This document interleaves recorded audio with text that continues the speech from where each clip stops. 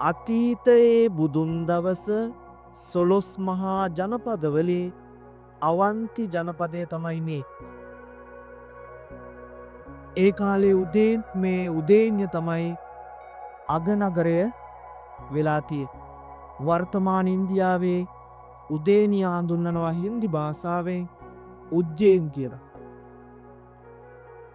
මේ අවන්තිය පාලනය කළ කියන්නේ කාලේ ඡණ්ඩ පජ්ජෝත කියන රජතුමා. එතුමා අජාසත්ත රජතුමාගේ සහෝදරයෙක්. නමුත් ඉතිහාසයේ සඳහන් වන ආකාරයට කෙදිනකවත් මේ අවන්තියට බුදුහාමුදුරුවෝ වැඩම කරලා නැහැ.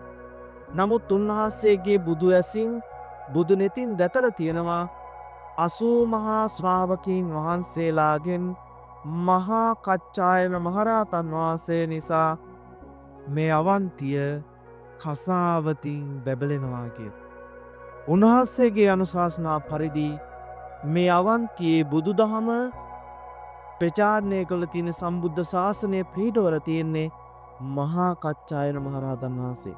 උන්වහන්සේ නිසා මේ අවන්තිය කසාවතින් බැබළුණා කියලා ඉතිහාසයේ සඳහන් වෙලා තියෙනවා. ඒකට සාක්ෂි වර්තමාන ඉන්දියාවේ පුරාවිද්‍යාව විසින් හොයාගෙන තියෙනවා මේ ප්‍රදේශයේ පුරාවටම චෛත්‍යයන් 274ක නටබුන් අද වෙනකොට හොයාගෙන තියෙනවා. අතීතයේ අවන්තිය වර්තමානයේ මේ ප්‍රදේශය හඳුන්වනවා ඉන්දියාවේ මධ්‍ය ප්‍රදේශය නමින්. මධ්‍ය ප්‍රදේශයේ අගනගරය තමයි බෝපාල් කියලා කියන්නේ.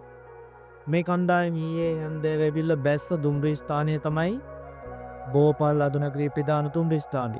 ඒ වගේම තව කණ්ඩායම් දෙකක් ගුවන් යානයේ පැමිණිය බෝපාල් ළඟ අතර නේද?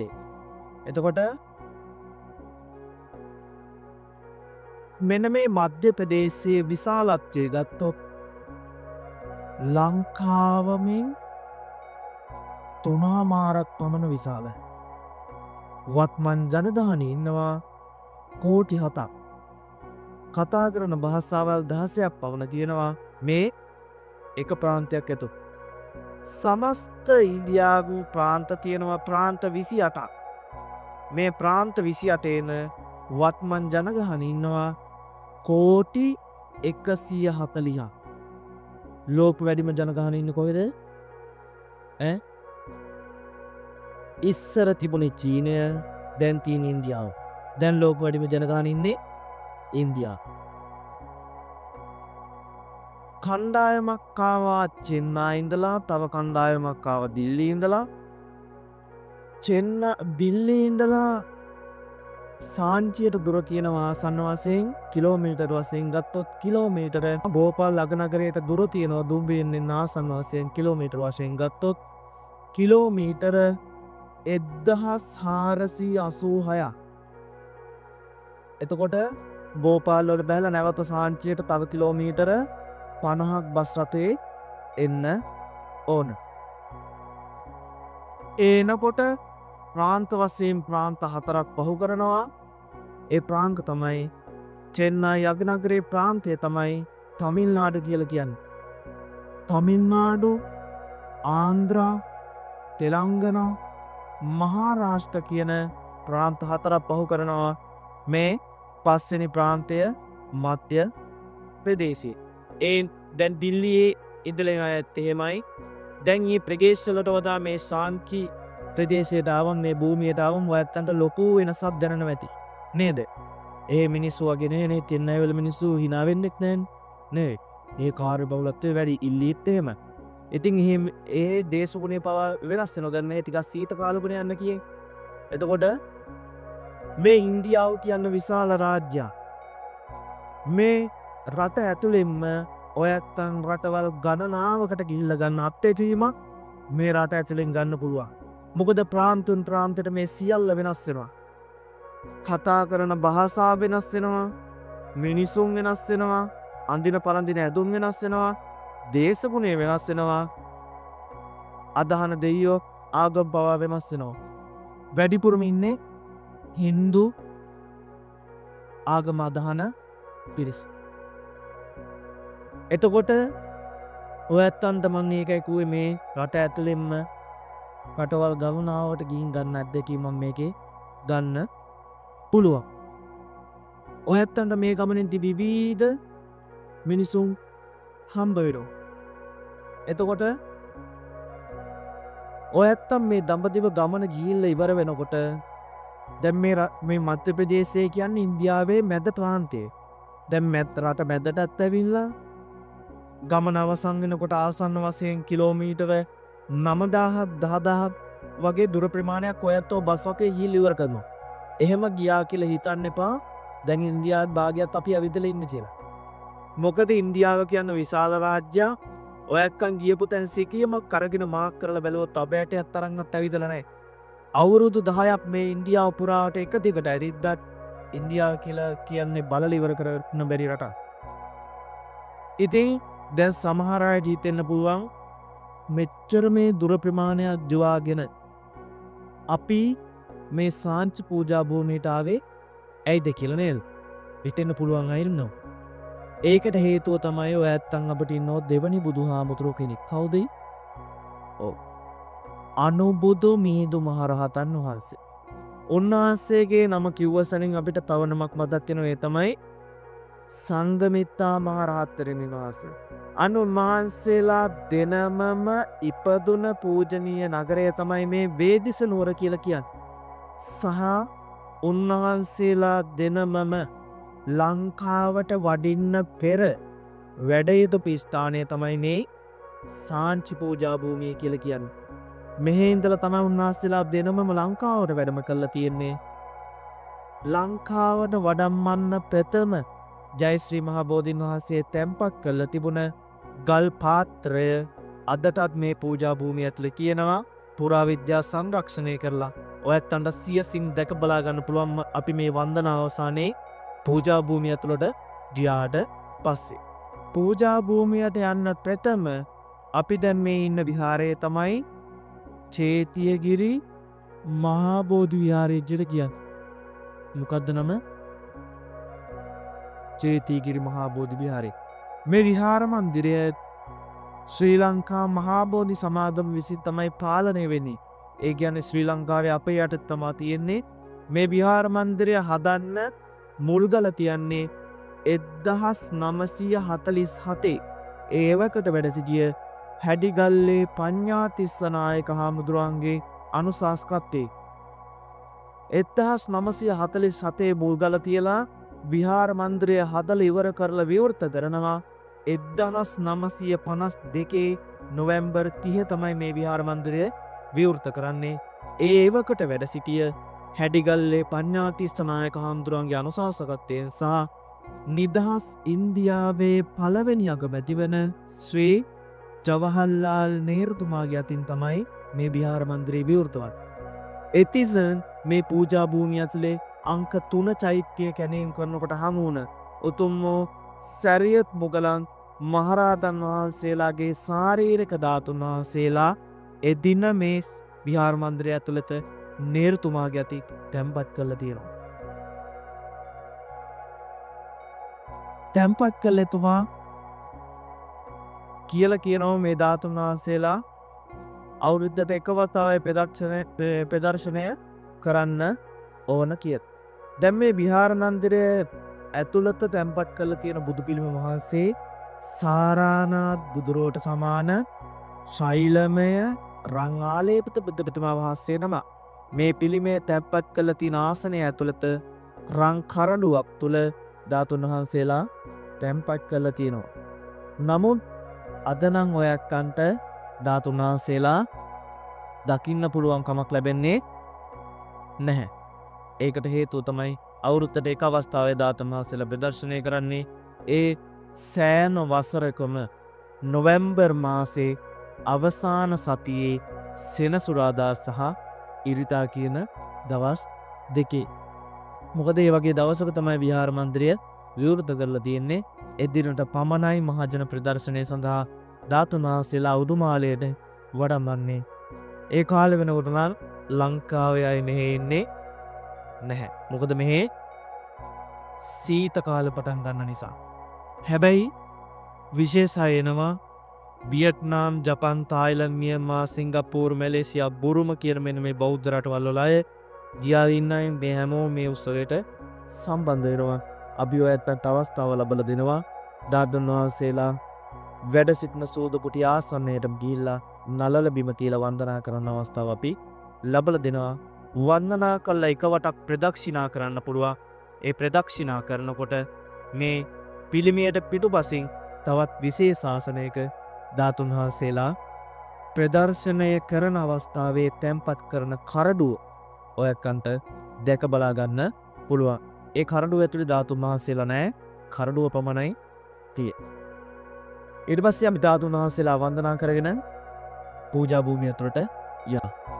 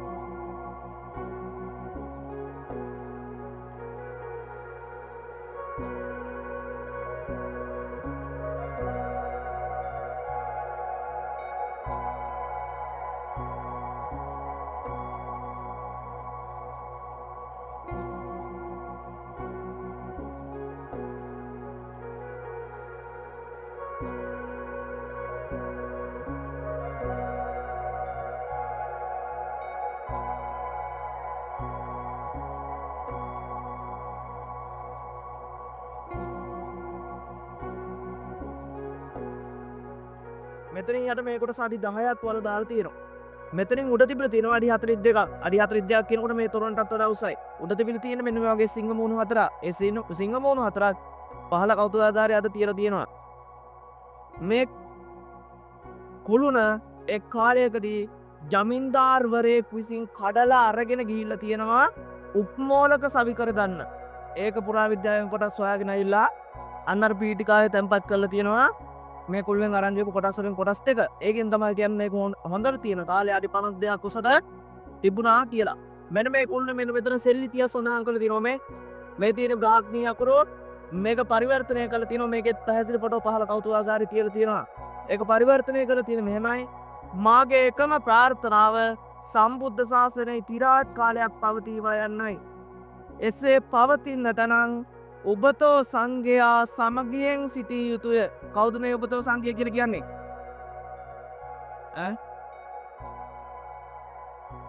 භික්ෂු භික්ෂුණී එසුවනති. ඔබතෝ සංඝයාට අයිති වෙන්නේ භික්ෂු භික්ෂුණී යන දෙපිරිස පමණයි. ඒකට අර දෙක එක වුණොත් සිව්වනක් පිරිස වෙනවා. එහෙනම් ඔබතෝ සංඝයා කියන්නේ කවුද? භික්ෂු භික්ෂුණී යන දෙපිරිස. ඒ අය සමගියෙන් ඉන්න ඕන. එසේ නොසිටින්නේ නම් මේ කියන්නේ ශාසන ධර්මය පිරියවනවා නම් සංඝය භේදය කරනවා නම් ධර්මය විකෘති කරනවා නම් ඒ අය සුදුවත් හඳවානාවාසිකව තැබිය යුතුයි කියලා මේ ලිපි යෝජනා කරලා තියෙනවා. ඒ කියන්නේ මොකද්ද?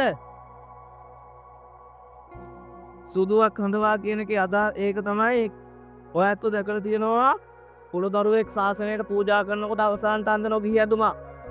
මොකද ඒ ගිහි ඇඳුම බුදු සරමතාව බුදු සරත් එක අන්න ඒක නැවත අඳවන්න කියලා කියනවා. අනාවාසිකව තැබිය යුතු. ඒ කියන්නේ මොකද්ද?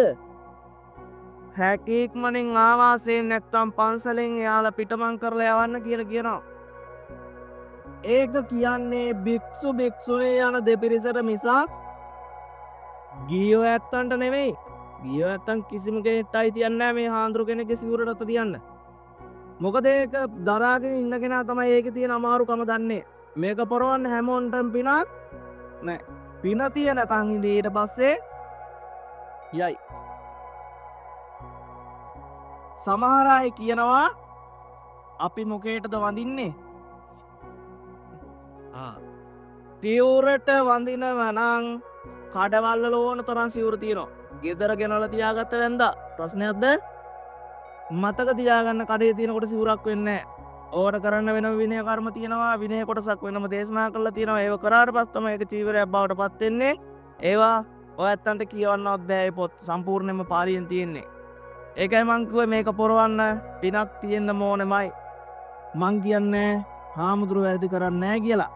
වැරදි කරන්න පුළුවන්, වැරදි වෙන්න පුළුවන්. අපි හැමෝම පුතග්ජන මිනිස්සු. කවුරුත් රහත් වෙලා නැහනේ. ඒක නිසා ඒ කරන වැරදි යාලා අරගෙන යයි.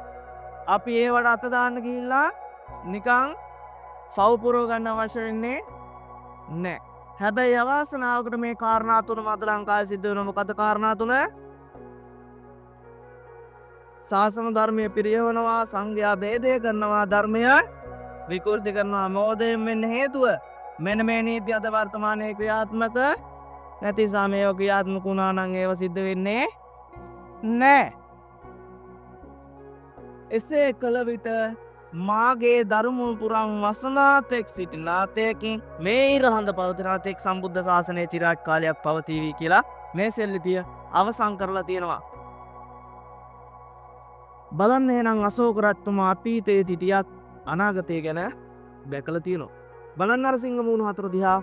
මේ සිංහ මූණු හතරෙන් අදහස් කරන අශෝක රජතුමාගේ ගැඹීරත්වය. ඕක තමයි ඔය සිංහ මූණු හතර තමයි වර්තමාන ඉන්දියාවේ රාජ්‍ය ලාංඡනයට භාවිතා කරන්නේ. සිංහ මූණු හතරෙන් අදහස් කරනවා මම මේ ಭಾರತයේ සතර දිශාවම බලාගෙන ඉන්නේ. බලන්න සිංහගේ මූණ කන් උස්සගෙන ඉන්නවා, දුර බලාගෙන ඉන්නවා, ගර්ජනා කරමින් ඉන්නවා, කකුලේ නියපොතු විහිදගෙන ඉන්නවා. ඒකෙන් අදහස් කරනවා කන් උස්සගෙන ඉන්නවා. මං හැමෝන්ගෙම කීම් වලට අහුම්කම් දෙනවා.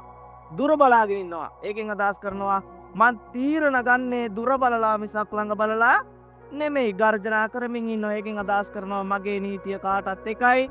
මට ජාති ආගම් කුල මල ભેද වැඩක් නෑ. කකුලේ නියපොතු වීදගෙන ඉන්නවා. ඒකෙන් අදහස් කරනවා මං වැරද්ද දුටු තැන තරා තිරම නොබලා දඬුවම් දෙනවා කියන අදහසයි මේ සිංහ මූණු හතරෙන් අදහස් කළා තියෙන්නේ. වර්තමාන ඉන්දියාවේ සමහරක් නීති වර්තමානයේ අදටත් ක්‍රියාත්මකයි. එතුමාගේ නීති ඔයත් අහලා තියෙනවා බිලි පූජා කියලා නේද? මේ බිලි පූජා අතීතයේ කාලේ ගොඩාක් තිබිලා තියෙනවා. එතුමා පුරාවස 36ක් පමණ මේ සමස්ත ಭಾರತයේම ධර්ම දීපයක් කරගෙන ඉන්නකොට මේ බිලි පූජා කියන ක්‍රමවත්වල තියෙනවා. එතුමා නියෝග කළා තියෙනවා අද පටන් සතුම් මරා පුද පූජා පැවැත්වීම සපුරාතානම්. අද පටන් සතුම් මරා ප්‍රියසාද පැවැත්වීම සපුරාතානම්. ඒ කියන්නේ මොකද්ද? සතුම් පූජා පැවැත්වුවට කමක් නැහැ. හැබැයි සතුම් මරන්න බෑ. ප්‍රියසාද පැවැත්වුවට කමක් නැහැ. හැබැයි සතුම් මරන්න බෑ. මෙහෙ තියෙනවා මේ කාලේ සාදි කියලා. සාදි කියන්නේ මෙහෙ විවාහ උත්සව වලට ඔයත්තන් උදා පැතිවලදී එහෙම බලා ගන්න පුළුවන්. මේ කාලේ තියෙනවා විවාහ උත්සව. අන්නේ විවාහ උත්සවවල මනමාලේ ඉන්නේ අශ්වයේ පිට උඩ කඩුවක් එහෙම අරගෙන ඔටුනු පලඳගෙන රජ කුමාරයෙක්ට ඇඳලා අශ්ව කරත්තේ හරි අශ්වයේ පිටේ හරි තමයි මෙයා එන්නේ. එනකොට ගමන්ගේ නෑදෑයන් යාළුවෝ එළියන් ගමේ අය එකතු කරගෙන නටනවා, කියනවා, ගයනවා, වයනවා. එකම සැනකෙලියක් අපිට ඈත ඉඳලා එනකොට කියන්න පුළුවන් මේ එන්නේ මගුල් පෙරහැරක් කියලා. රැට තමයි තියෙන්නේ. බලන්න හරි ලස්සනයි. මල් ලෙඩි එහෙම පත්තු කරනවා. හරි ලස්සනට ඒව තියෙනවා. ඉතින් ලංකාවේ මනමාලය මොකේ දෙන්නේ? බිල්බරැක්කෙන්, පැට්ටරෙන්, බොංකරත්තෙන් නේද? මහා ලොකු සංස්කෘතියක් ගැන කතා කරන මිනිස්සුන්ගේ සංස්කෘතිය කොහෙන් එන්නද? බලන්න මේ රටේ රජ දවසේ ඉඳලා අද දක්වා ඒ පිළිවෙත් ටික ඒ සංස්කෘතිය යාල වෙනස් කරගෙන නැහැ. ඒකට වෙන විචූර්ණ වැඩ එකතු කරගෙන නැහැ. ඒ පිළිවෙත් ටික හරියට මේ විදියට සිද්ධ කරනවා. ඇත්ත ලංකාවේ හිටියත් බලන්න ඉන්දියන් කතානේ ගොඩක්ම. ඒ වගේ විවාහ උත්සවවල ලස්සනට පිළිවෙත් ටික කරනවා නේද? ඒ විදියට ඇත්තටත් මේ කරනවම තමයි. හරි ලස්සනයි ඒ පිළිවෙත් බලන්න. අන්නේ පවත්වන සාදිවල මේ පැත්ත නම් 70ක් 80ක් විතර, සමහරක් පැතිවල 100%යි. අදටත් මස් මාළු නැත, මත් වතුරද නැත. මේ දෙකම නැත්තම් අද මගුල් ගෙදරකුත් නැත.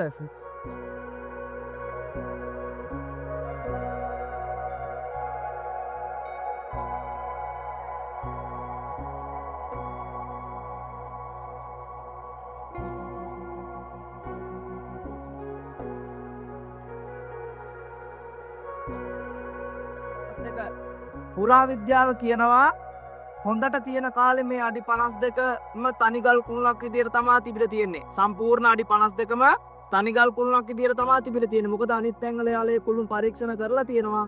ඒ වගේ තියෙන්නේ කොටසින් කොටස සම්බන්ධ කරලා බදාමකින් උපමට්ටම් කරන් තනිගල් කුළුණක් විදියට තමයි පේන්නේ. හැබැයි සාංචියසෝ කුළුණ ඒව ගන්න නෙවෙයි, මේ සම්පූර්ණ අඩි 52ම තනිගල් කුළුණක තමයි පීටල් තියෙන්නේ. යාලේ ඒකට හේතු දක්වනවා. මේක කොටස් වශයෙන් සවි කරලා තිබ්බනම් අර ජමින්දාර්වරය විසින් කඩන අවස්ථාවේ ඒ තැන්වලින් ගැලවෙන්න ඕන. එහෙම ගැලවිලා නැහැ. මේක මේ හරහාටක් කඩලා තියෙන්නේ. අර කණුවේ මැද තියෙන කතු ගහලා කඩන්න ආදපු අවස්ථාව මේ කණුවේ. එතකොට මෙන්න මේ කණුව තමයි උඩම කොටස කියලා යාළ කියන්නේ. මේ කණුවේ එහා පැත්තෙන් බැලුවම සිංහමෝණු 4 එකල් කිරිච්ච වල එහා පැත්තෙන් තියෙනවා. අනිත් එක තමයි පුරා විද්‍යාව කියනවා මෙන්න මේ පාෂාණ වර්ගයේ මේ භූමියේ කොහෙවත් නැහැ. මේ සාංචි පූජා භූමියේ තියෙන ඉදිකිරීම 70ක් 80ක් ප්‍රමාණයක්ම සම්පූර්ණයෙන් කළු ගල් වලින්, ඒ කියන්නේ විවිධ පාෂාණ වර්ග වලින් කරලා තියෙන්නේ. මේ පාෂාණ වර්ගෙත් මේ භූමියේ කොහෙවත් නැහැ කියලා තමයි යාළ කියන්නේ. ඒ කියන්නේ මේක කොහේ හරි නිර්මාණය කරලා මේ ස්ථානයට ගේන්න නැති කියලා යාළ විශ්වාස කරනවා.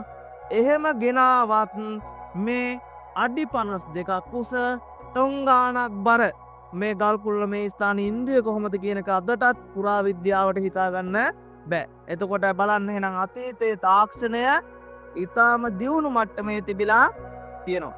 දැන් බලන්න අන්න අර පැත්තේ තියෙනවා පුංචි කුටියක් නේද? ඕක රහතන් වහන්සේ නමක් වැඩි ඉඳපු කුටියක් ඔය තියෙන්නේ.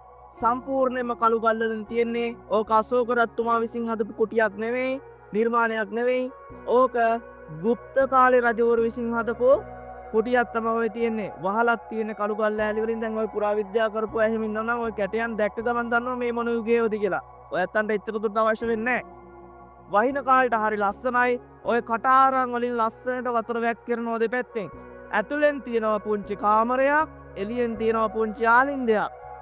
ඔන්න ඔය එළියේ තියෙන කොටස තමයි වර්තමානයේදී ඔය ඇත්තන් විසින් හොරකම් කරලා තියෙන්නේ. මොකද්ද? ඔය වගේ කණු 4ක් 5ක් දාලා ගහනව නේද වැරන්ඩ් එකක්. ඒක තමයි ඔය තියෙන්නේ. ඔය වගේ කණු නේද දාන්නේ. බලන්න එහෙනම් ඔයත් කරන්නේ ඉස්සෙල්ලා අතීතේ රජවරු ඒවා කරලා තියෙනවා. එතකොට ඔයත් අහලා තියෙනවා සංඝමිත්තා මහරහතන් වහන්සේ සමග 18 කුලයක අය මෙහෙන් ලංකාවට ගියා කියලා. එහෙනම් කොපිය කොහෙන්ද ගිහිලා තියෙන්නේ? තියාගන්න. බලන්න අර පැත්තේ ගල් කුණු ගොඩක් තියෙනවා. පුරා විද්‍යාව කියනවා ඔක විහාර මන්දිරයක නටබුන් කියලා. එයාලා විශ්වාස කරනවා හොඳට තියෙන කාලේ ලී වහලක් තියෙන්නේ නැති කියලා. ඔතන පොළොවේ යට කැණින් කරනකොට පිලිස්සී ගියපෝ ලී අඟුරු හම්බෙලා තියෙන. එකෙන් එයාලා විශ්වාස කරනවා මොනයන් හේතුවක් නිසා ගිනි අරගෙන හෝ කවුරු හරි කෙනෙක් ගිනි තියලා විනාශ කරන්න ඇති කියලා එයාලා විශ්වාස කරනවා. දැන් මේ පැත්ත බලන්න. මේ පැත්තේ තියෙනවා මේ චෛත්‍යයන් වල වගේ කොටස් වැඩ අවසන් නොකරපු නේද? ඔය චෛත්‍යයන් වල කොටස් නෙවෙයි තියෙන්නේ. ඔකට කියනවා සමාධි කියලා. සමාධියක් කියන්නේ රහතන් වහන්සේ නමක් පිරිනිවන් පෑවම උන්වහන්සේලා ආදානය කරලා ගන්න භස්මාවශේෂ තැන්පත් කළ හදන ස්මාරකයට කියනවා සමාධිය කියලා. ඔය කුඩා කුඩාවට හැම තැනම තියෙන. එහෙම ඒවා පීඨිකාවක් මත තියෙන සමාධි ජේෂ්ඨත්වයෙන් ඉහළ රහතන් වහන්සේ නමකගේ ඔය විශාල පීඨිකාවක් මත තියෙන සමාධි ජේෂ්ඨත්වයෙන් ඉහළම රහතන් වහන්සේ නමගේ භස්මාවශේෂ තැන්පත් කළ හදපු සමාධිය ආදිය.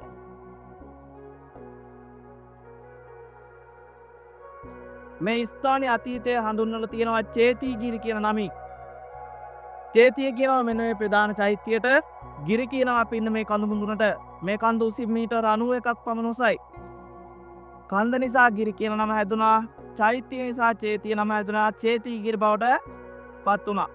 පසු කාලීන අපේ ඉතිහාසයේ මහා වංශයේ සඳහන් වෙනවා චේතිය ගිරියේ සිට මහින්දාගමනය සහ දුමින්දාගමනය සිදු වුණා කියලා. වර්තමානයේදී මේ චේතිගිරි කියන නම් භාවිතා වෙන්නේ නැහැ. ඒක නිසා තමයි මුලින් අපි ඔයත් වන්දනා කරපු විහාරයට නම් තියලා තියෙනවා චේතියගිරි මහා බෝධි විහාරය කියලා. අතීතයේ මේ ස්ථානයේ වේදිස ගිහිය නමනුත් හඳුන්වලා තියෙනවා. ඒ වගේම මේ නගරේ ස්තූප නගර කියලා හඳුන්වලා තියෙනවා. මම ඔයත්තන්ට විහාරදි මතක් කරා මේ ප්‍රදේශයේ පුරාවටම චෛත්‍යයන් 274ක නටබුන් අද වෙනකොට හොයාගෙන තියෙනවා කියලා. සැරණි බෝඩ්ඩල අදටත් දැක් ගන්න පුළුවන් පුරාවිද්‍යා සංරක්ෂණය කරන තියෙනවා. හින්දි භාෂාවෙන් ලියලා තියෙන ඒවා ස්තූප නගර කියලා. පුරාවිද්‍යාව විශ්වාස කරනවා එහෙම හඳුන්වන්නේ නැත්තේ මෙන්න මේ පුරාවිද්‍යා කැණීම් කරනකොට යාමුණ චෛත්‍ය නිසා මේ ස්ථානය මේ ස්තූප නගර කියන හඳුන්වන්න ඇති කියලා. දැන් වර්තමානයේ භාවිතා වෙන මේ සාන්ති කියන නම, ඒ නම හැදෙන්නේ මෙහෙමයි. මෙන්න මේ තියෙන නිස්කලංක පරිසරය සහ මේ විචිත්‍රවත් නිර්මාණ මේ ඉදිකිරීම නිසා හින්දි භාෂාවෙන් නම් හැදින තියෙනවා සිත නිවන නිර්මාණ ඇති කඳු මුදුන සාන්ති පර්වත් නමින් තමයි හින්දි භාෂාවෙන් හඳුන්වලා තියෙන්නේ. පසු කාලීන මේක සාංචි බවට පත් වෙලා තියෙනවා. මෙන්න මේ ප්‍රධාන චෛත්‍ය හදන්නේ අශෝක මහරජතුමා විසින්. එතුමාගේ 84000ක් වෙහෙර විහාර අතරින් එකක් තමයි මේ සාංචි ස්තූපය කියලා කියන්නේ. එතුමාගේ අතීතයේ පිළිබඳව ටිකක් මතක් කරගන්න ඕන. මොකද මේ ගමන පුරාවටම ඔයත්තන්ට ඒක වැදගත් වෙන නිසා. අශෝක මහරජතුමාගේ පියතුමා තමයි බින්දුසාර මහරජතුමා. බිම්බිසාර නෙවෙයි බින්දුසාර. මෑණියෝ තමයි රාණි ධර්මා කියන්නේ.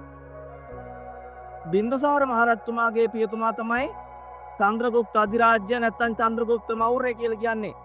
මෙන්න මේ තුන් දෙනාටම ඉන්නවා එක ගුරුවරයෙක්. එයා මේ ಭಾರತයේ පහළ වුණ ශ්‍රේෂ්ඨම මහා දැනුම් සම්භාරයක් ඇති මහා පඬිවරයෙක්. ඒ තමයි චාණක්‍ය. මෙන්න මෙයා තමයි මේ තුන් දෙනාටම රාජ්‍ය පාලනය පිළිබඳව දැනුම අවබෝධය ශිල්ප ශාස්ත්‍රය ලබා දෙන්නේ. මේ බින්දුසාර රජතුමාට දරුවන් ඉන්නවා 101ක්. බිසෝවරු 16 දෙනෙකුට දාව තමයි මේ දරුවන් 101 දෙනා ඉන්නේ. ඒකේ වැඩිමහල් කෙනා තමයි සුසීම කියලා කියන්නේ. අශෝක මැද පෙළ කෙනෙක්. මෙන්න මේ සුසීම අශෝකට මාලිගාවේ ඉන්න දුන්නෙම නැහැ. නොයේකුත් අධිහිංසා කරනවා. මේ වධහිංසා ඉවස ගන්න බැරි තැන අශෝක ගිහිල්ලා පිය රජතුමාගෙන් අහනවා මම මේ මාලිගාවෙන් පිට වෙලා යන්නද? එතුමා අවසර දෙන්නේ නැහැ. මොකද මෙයා ඉන්නේ කුමාර අවදියේ. එයා මාලිගාවෙන් පිට වුණොත් එයා නොමකට යයි කියලා රජතුමා බය වෙනවා. මෙයා ගිල්ලින් ඉවස ගන්න බැරි තැන බින්දුසාර මහරජතුමා කියනවා එහෙනම් ඔයා අවන්තියට වච්චන්න කියලා. සේනාවකුත් දෙනවා, යුවරජ් අනතුරුකුත් දෙනවා. මෙයා අවන්තියට පිටත් කරහරනවා. අවන්තියටත් ඇවිල්ලා මෙයා උදේනිය දක්වා යන්න එන්නේ. මොකද අගනගරේ තමයි උදේනිය කියලා කියන්නේ. දැන් අශෝක කුමාරයා සේනාවත් අරගෙන පාටලීපුත්‍රය තමයි බින්දුසාර රජතුමා රට කරන්නේ. පාටලීපුත්‍රයෙන් නික්මලා මේ අවන්තියට එනවා. මේ උදේනිය දක්වා යන්න එන ගමනේ මේ සාංචි ගමට අල්ලපු නගරය තමයි වේදිස නුවර කියලා කියන්නේ. වර්තමාන ඉන්දියාවේ විදීසා නගරය නමින් තමයි නගරය හඳුන්වන්නේ. මේ නගරය හරහා ගලාගෙන යනවා ගංගා දෙකක්, බෙත්වා හා බේස් නදී කියලා. මෙන්න මේ ගංගා දෙකෙන් එකක් මෙහාලට මුණ ගැහෙනවා. සේවකයන් විසින් පාලම් හදන අතරතුර කඳවුරු දාගෙන අශෝක දන් ඉවුරේ නතර වෙනවා. මේ වේදිස නගරේ හිටපු ධනවත්ම සිටුවර තමයි වේදිස සිටුවරයා. එයා බෞද්ධ සිටුවරයෙක්. එයාට ඉන්න එකම එක දියණියක්. ඇගේ නම තමයි දේවී. එයා ලස්සන උගත් බුද්ධිමත් තරුණ කුමාරිකාවක්. දවසක් අශෝක අශ්වයක පිට නැගලා මේ වේදිස නගරයේ සිරි නරඹමින් එහාට මෙහාට යනවා. අශෝකට විශේෂ හැකියාවක් තිබුණා වේගයෙන් අසු පන්නගෙන යන්න පුළුවන්. ඔය යන අතරේ දවසක් අහම්බෙන් වගේ මේ දේවී කුමාරිකාව දකිනවා.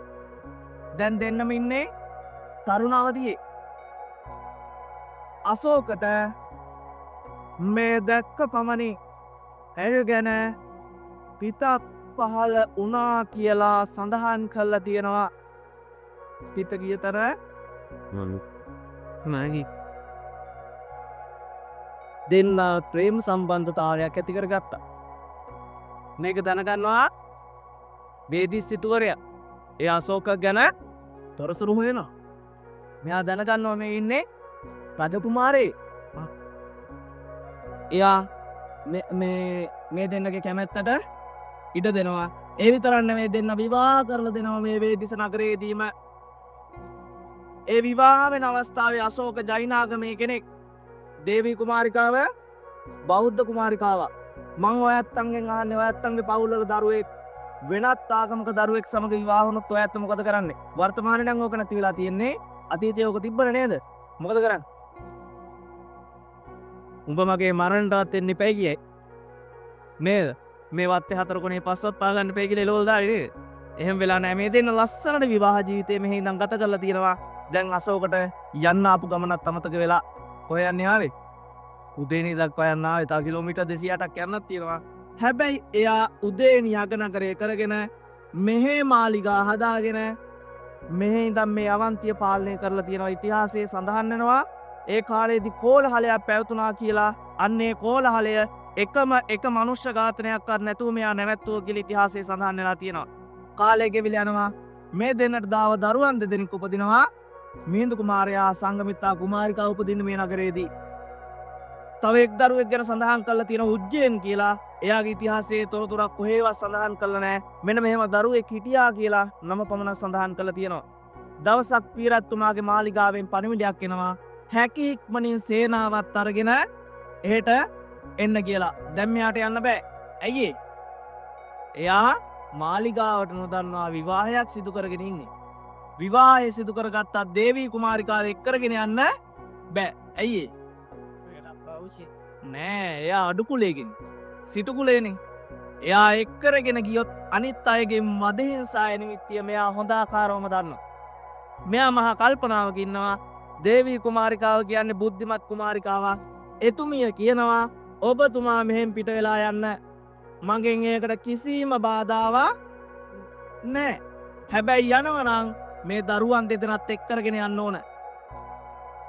දරුවන් දෙදෙන එක්කරගෙන ගියත් කවදක හරි දවසක නැවත මට මේ දරුවන් දෙදෙනා මේ නගරයේදීම මුණගස්සන්න ඕන කියලා පොරොන්දුවක් ගන්නවා.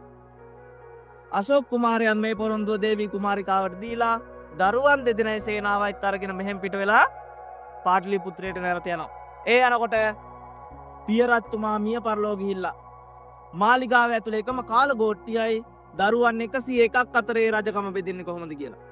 අශෝක කියනවා අපි අතරින් සුදුසුම කෙනාට අපි රජකම දෙමු කියලා. ඒකට අනිත් අය කැමති නැහැ. සුසීම කොහොමත් කැමති වෙන්නේ නැහැ. එයාලා කියනවා යුද්ධයක් ඇති කරවල යුද්ධයෙන් ජයග්‍රහණය කරන කෙනා රජ වෙනවා කියලා. ඒකට අශෝක කැමති නැහැ. මොකද එයා දන්නවා අනිවාර්යෙන්ම යුද්ධය ඇති වුණොත් එයා ජයග්‍රහණය කරනවා සහ යුද්ධ කරන්න වෙන්නේ තමන්ගේම සහෝදරයන් එක්ක. ඒකට එයා කැමති නැහැ. හැබැයි පස්සේ අශෝකත් යුද්ධයට කැමති වෙනවා. යුද්ධය ආරම්භ වෙනවා. අශෝකගේ අතින් සහෝදරයන් 99 දෙනෙක් ඝාතනය වෙනවා. එයා එක්කෙනෙක් විතරයි ඉතුරු කරන්නේ. එයා එක කුසූපන් තමන්ගේ ලේ සහෝදරය විතරයි ඉතුරු කරන්නේ. එයා ඉතුරු කරන්නෙත් අශෝකට පක්ෂපාතී වෙන නිසා. දැන් මෙයා රජ වෙනවා. රජ වුණාට සිංහාසනේ වාඩි වෙන්න බෑ. ඇයි ඒ? වාඩි වෙන සැරයක් පාසාම මෙයාට කල්පනා වෙන්න ගත්තා මම මේ ආසනයේ වාඩි වෙන්නේ මගේම අතින් මගේම සහෝදරයන් 99 දෙනෙක් ඝාතනය කරලා නේද කියලා මෙයාට කල්පනා වෙන්න ගත්තා. හිත කම්පා වෙනවා. මහා කලකිරීමක් ඇති වෙනවා. කම්පිත මනසකින් මේ ಭಾರತයේ වැනි විශාල රාජ්‍යයක් පාලනය කරන්න බෑ. එයාගේ පුරෝහිතයන් ඇමතිවරුන් සේවකයන් මෙයාට දන්න පුද පූජා පවත්වනවා යාගහෝම පවත්වනවා හැබැයි ඒ කිසි දෙයකින්වත් මෙයාගේ හිත හැදෙන්නේ නෑ. දවසක් අශෝක රජතුමාගේ මාලිගාවේ දානයක් සූදානම් කරනවා ජෛන සාධුවරු දහසකට. මොකද අශෝක රජතුමා එතකොට ජෛනාගමේ නිසා ඒකෙන්වත් එයාගේ හිත හැදේද බලන්න. දැන් ගොඩක් අයගේ පළවෙනි දඹදිව ගමන වෙන්නේ නැති නේද එතන ඉන්න. ජෛන සාධුවරයෙක් කියන්නේ කවුද කියලා දන්නවද? දකින්න කැමතිද?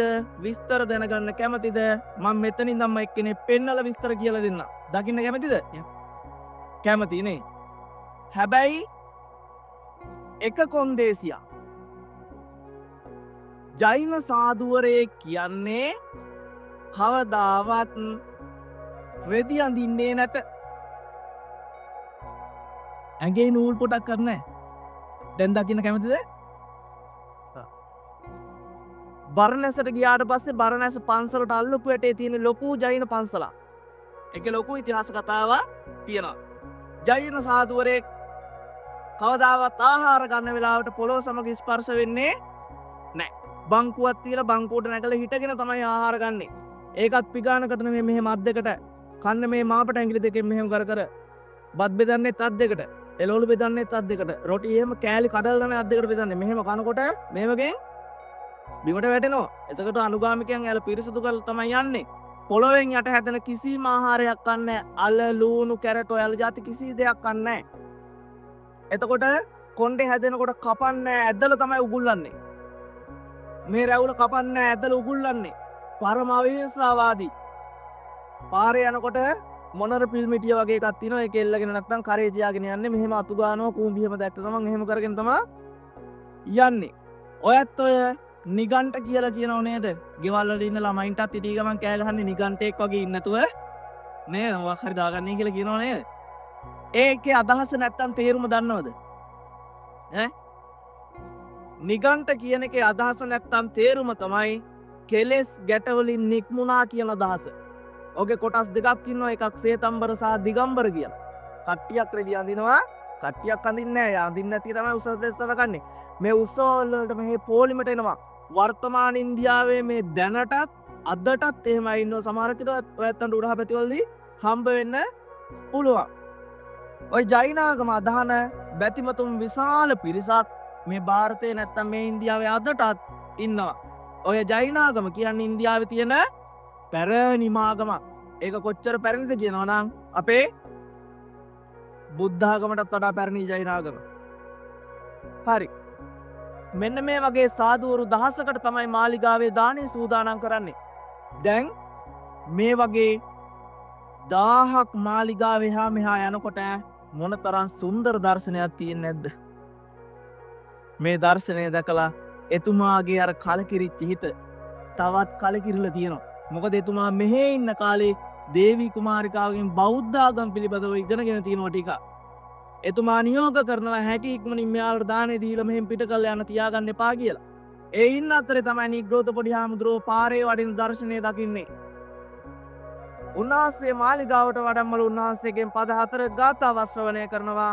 අප්පමාදෝ අමත පදම් පමාදෝ මච්චුනෝ පදං අප්පමත්තාන මේ යන්ති ඒ පමත්තා යතාමත. මේ පද 4 ගාථාව කිව්වේ අර්ථය පැහැදිලි කරා. ඒ සමගම එතුමාගේ හිත හැදුනා කියලා ඉතිහාසයේ සඳහන් කරලා තියෙනවා. උන්වහන්සේගේ අසුර නිසා තමයි අශෝක රජතුමාට මුණ ගැහෙන්නේ මොග්ගලී පුත්තතිස්ස මහරහතන් වහන්සේ. මොග්ගලී පුත්තතිස්ස මහරහතන් වහන්සේ හමු වුණ නිසා තමයි උන්වහන්සේගේ අනුශාසනා පරිදි බුද්ධ වර්ෂ 236 දී තුන්වෙනි ධර්ම සංගායනාව පවත්වන්නේ අශෝක රජතුමාගේ රාජ්‍ය අනුග්‍රහයෙන්.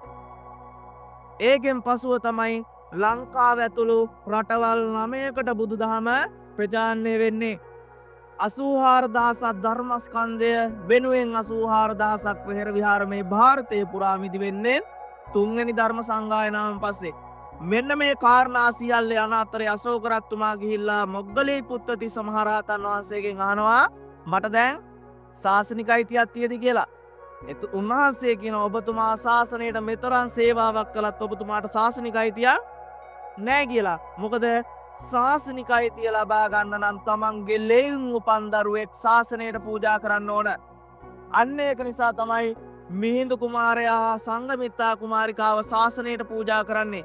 එතුමා ශාසනික අයිතියක් ලබා ගන්නවා. උන්වහන්සේලා දෙනමම පැවිදි වෙච්ච නිසා තමයි අපේ රටට බුදුදහම ලැබෙන්නේ.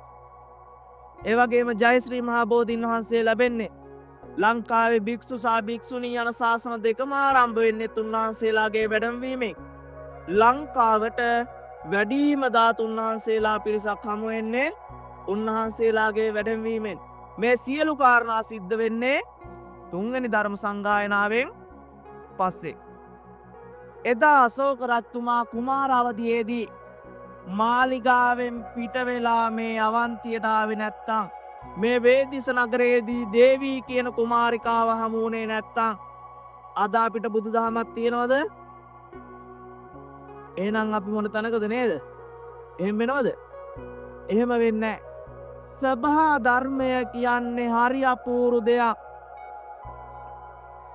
නිසි කලට නිසි අයව නිසි තැනදී මුණගස්සනවා.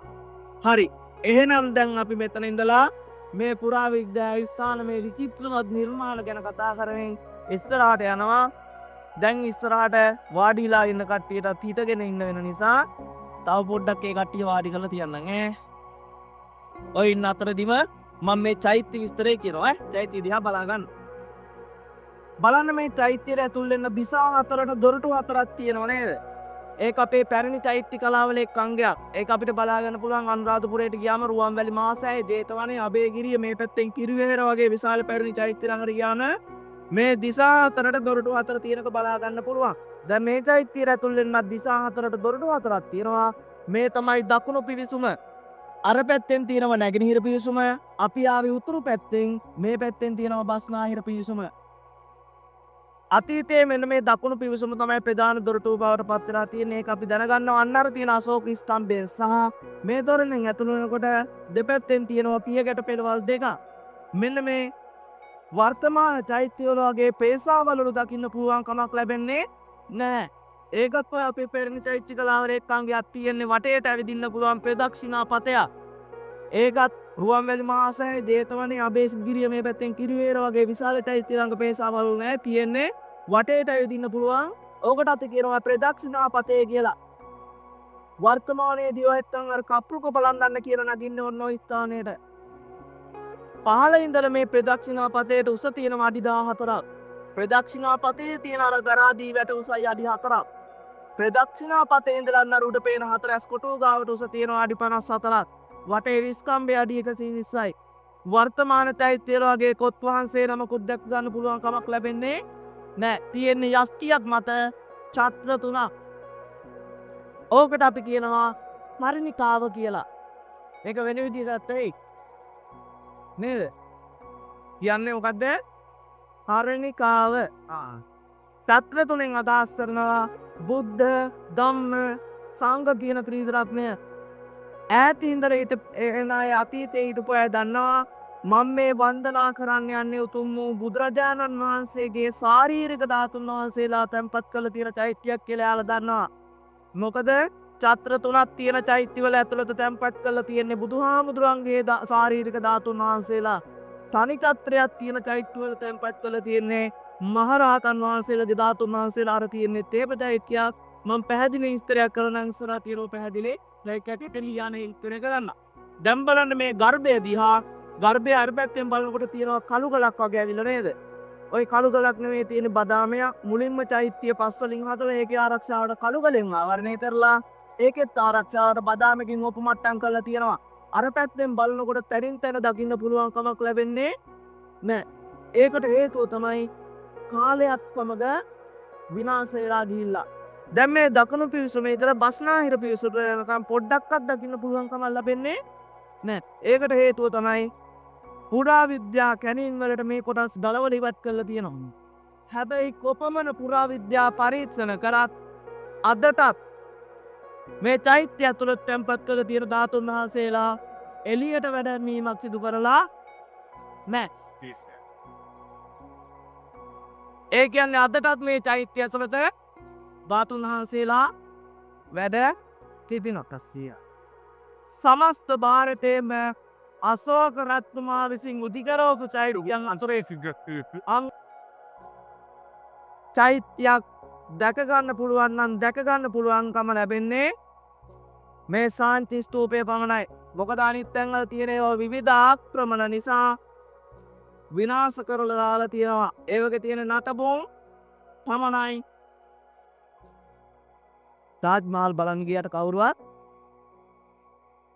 වඳින්නේ නැහැ.